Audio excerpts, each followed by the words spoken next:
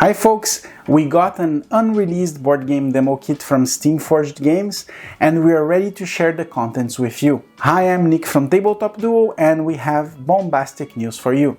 Bardsung is back! Tale of the Forsaken Glade is the next entry of the Bardsung series, following the original Bardsung Legend of the Ancient Forge, which is this big guy right here, released on 2021. The board game will be launched through a gamefound campaign on October 22nd that you can find on the link here or in this video's description.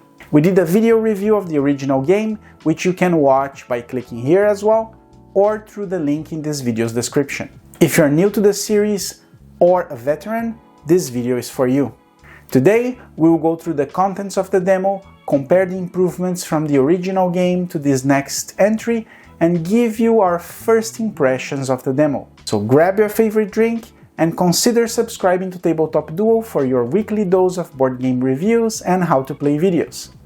But first I want to say thanks to Steam-Forged Games for sending this demo kit that we will take a look next. The demo comes with the board, a dice set, an assortment of resources, wound and status tokens, as well as the game cards, a selection of miniatures for both enemies and heroes, and the game tiles. Suffice to say that the artwork, miniatures and cards are subject to change as this is the demo version. Now we're going to show you a gameplay overview, and as we do it, we will compare with the previous game so you get to see what are the improvements and the changes. The demo is focused on the encounter gameplay with no bosses featured, but you have to know that Bardsung comes with a story-driven campaign. So the setup to the encounter is preceded by reading the chapter narrative, which will give you and your party the encounter's goal. For the demo, the encounter's goal is to go from the bottom section of the board to the top section, escaping through the stairs.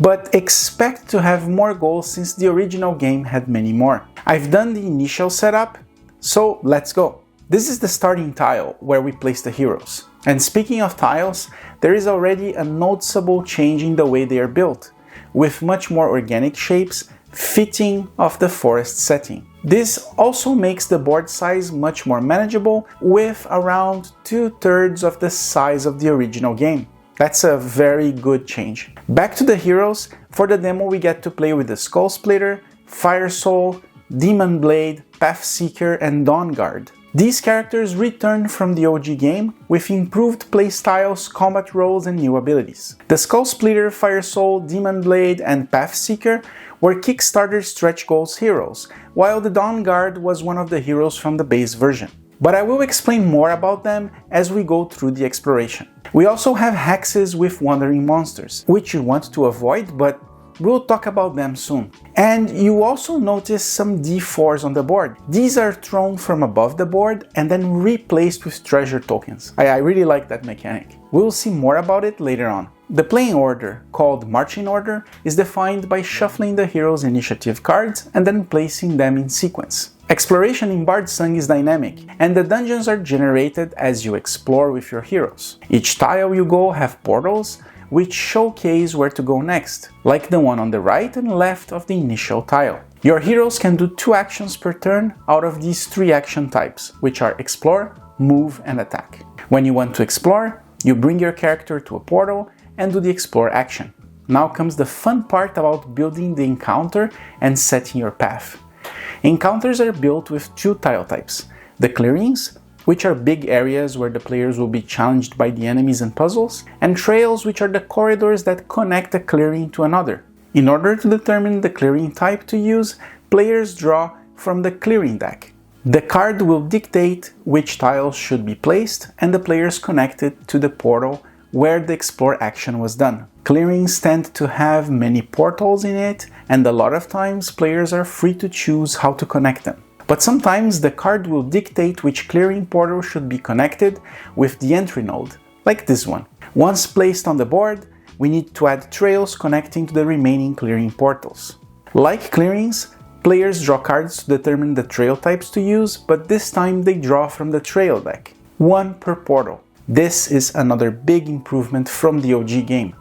On Legend of the Ancient Forge, players had to draw trails only when exploring a clearing portal and vice versa. This improvement makes exploration faster and focused on facing challenges in the clearings, which are spacious and more interesting for combat. Next, players add the challenges they will face, which is determined by the clearing card. If you will face monsters, you can find them listed in the card. In the original game, monsters would appear only in the tile you explore, but for Tale of the Forsaken Glade, they can also spawn on trails and behind the players via the Echo token. This makes combat less predictable and more varied, as chances are that you will have to deal with the enemies in multiple tiles rather than all together in the clearing. Talking about the enemies for this demo, we got a good variety of them. We get the Wolf Riders and the Brawler as melee enemies, the Lurker and the Stabber, which are short, mid-range, and the Flame Splitter, which is a long-range monster. They are all new to the Bardsung game. The miniatures look great, with a good amount of details, and all of them have textured base, which is something the original game miniatures did not have. We'll talk more about them when we get to the combat. Besides fighting the monsters, players are also faced with a modifier, which is drawn from the combat aspect deck, that will change the dynamics of the battle for bad or for the good. For example, in the demo, one modifier is Poisoned Blades, which coats the enemy's weapons with poison, and another modifier is called Battle Cry, which replenishes fate for all players. And if instead of having monsters, the clearing card has the aspect challenge symbol, players will face a challenge test drawn from the aspect challenge deck. Heroes faced with the challenge roll 3d6 plus an extra die if their proficiency matches that of the test. And if the challenge supports multiple players, they can help by spending faith tokens, so the challenged player gets to roll an extra die. Challenge tests have been simplified, as in the original game, players had to level up their 6 characteristics in case they ever needed them. That's a well-needed improvement in my opinion. Now that we have seen the 2 types of encounters, let me go back to the one we had the enemies, since I want to talk about how they're introduced in the marching order and how the player can do their other 2 actions, move and attack. Whenever the enemies are introduced, the marching order needs to be redone by adding the monster's initiative cards, and boom, you have your new marching order. Players can use the move action to move up a number of spaces based on their speed, which is listed on the profile card. And they can use their abilities against their foes. Players can use skills, in which you simply resolve the effect, and they can be either active or passive. And they can also use the attack cards. Each attack card has a range, the damage dice, attack modifier, and may contain special rules.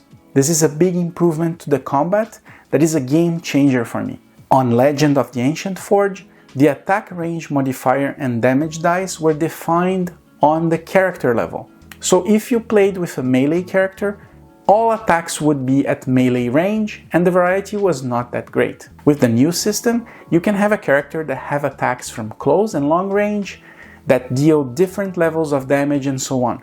Some attacks can even be used multiple times, going above the 2 actions limit if they have this symbol. Besides those stats, some stronger attack cards have the Fate symbol, which requires players to spend them to activate the attack. Each hero has a different amount of Fate tokens as listed on their profile cards. Fate is a powerful resource that once used is not automatically restored and enables a lot of cool things, like stronger attack cards, help with hit or damage rolls, or with the challenge tests. Another big and important improvement from the OG Bardsung. Fate used to be a shared resource, so if you wanted to use a powerful attack, you had to ask the other players. Sometimes they would just deny someone to use Fate because of the combat strategy, and that was not really a fun co-op mechanic. With the new Fate system, players are incentivized to give their best and just have fun unleashing attacks onto the enemies. Fate continues to be a rare resource, so you need to use it at the right time, but they added some ways to recover them, which we will see soon. Attacking an enemy is very simple. One interesting change versus the original is the use of 2d6 instead of 1d20 for attack rolls, which increases the fairness of the results. You select the attack you want to use on a monster that is within range and roll the 2d6, or 3 if you spend Fate, and add any attack modifier value to the total and compare the result with the monster's target number. If it's higher or equal, the attack hits, otherwise it misses, applying the attack card miss effect if there is one. Then the hero does the damage roll by rolling the dice shown on the attack card. If the total is less than the target's toughness, the enemy suffers the attack's hit effects. And if it's equal or higher, the enemy suffers the attack's critical hit effects. A player can also do a critical hit by simply rolling doubles while doing the attack roll. If an enemy suffers a wound, you add a wound token next to them, and if they receive an equal or higher number than their toughness level, you apply the effect listed below the toughness value, which most of the times means the monster dies. Some monsters though can become bloodied, changing their combat behavior and requiring the same amount of wounds to be finally killed. Heroes have a really cool combination of level 1 attack cards that synergize well together and reinforce the player's playstyle. For example, the Demon Blade can use Polearm Slash in close range to hit the enemy twice in a row, spending Fate to upgrade their damage rolls via the Vortex of Souls passive skills card. This increases the chance of a critical hit, and if the enemy is killed, the Soul Reaper ability is triggered, in which if the Demon Blade defeats an enemy with an attack, they replenish one Fate.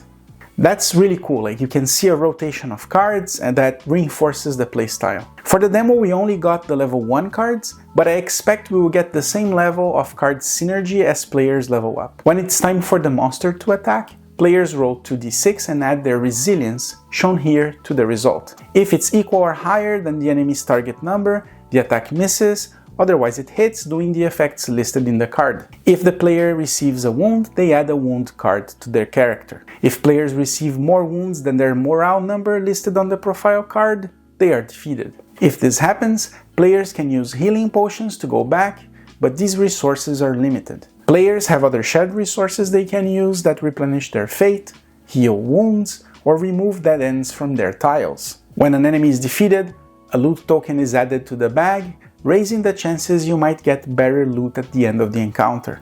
Once every monster and hero played, the initiative cards are shuffled and a new marching order is defined. Players must also roll a d6 for the wandering monster. If you roll 1 or 2, you trigger the wandering monsters. You have to then roll a d6 for each token and move them 2 spaces in the direction listed in the die. If at any point the players add tiles where the wandering monster is, or the wandering monster touches a tile, a powerful monster spawns there. For the demo, we get to see 4 of them: the Tormented Soul, Packmaster, Grief Hawk, and Shambling Horror. Again, you get some amazing miniatures, my favorite being the Packmaster and the creepy Shambling Horror. They just look amazing. This mechanic has also improved since the OG Bardsung, and we really like the way it plays out. Players continue to explore the encounter, adding clearings and trails as they go. If they ever touch a treasure token, that token materializes in their respective clearing, and players get an extra loot token in the bag. Players might also find narrative bits as they explore. And since Bardsung is big on storytelling, I'm imagining we will get a lot of those. The game will also feature boss fights, like I mentioned before, but we didn't get to experience them in the demo. For the demo, we also got a few narrative beats that happened during the encounter, but I don't want to give you any spoilers, so I'm not going to talk about them. Once the encounter's objective is met, each player draws from the treasure bag and can be awarded with a variety of rewards that go from giving back resources and faith to giving advantage during combat. Now that we have done the overview, let me give you our first impressions of Bardsung Tale of the Forsaken Glade. Encounters and combats are the heart of this game, and Steam-forged games nailed the improvements to both systems. Going around the encounter, unlocking new clearings as you go, trying to avoid the wandering monsters but getting treasures along the way is really fun, highly replayable, and less time consuming than what it used to be. Each combat feels unique and challenging on its way because of the enemy placement, the enemy variety, as well as the hero combat changes with the improvement on the attack cards, fate, and dice rolls. We didn't get much of the narrative nor the boss fights, but if it's like the OG game, Tale of the Forsaken Glade is gonna be epic. If you're familiar with Bardsung, I'm curious to hear your thoughts regarding the gameplay improvements and what are your memorable moments playing the game. And if you're looking to play Bardsung for the first time, what made you excited to play the game, and which other details would you like to know? If you enjoyed the overview, here are a few other board game reviews we have done for popular dungeon crawl games. Thanks for watching and see you next time. Bye!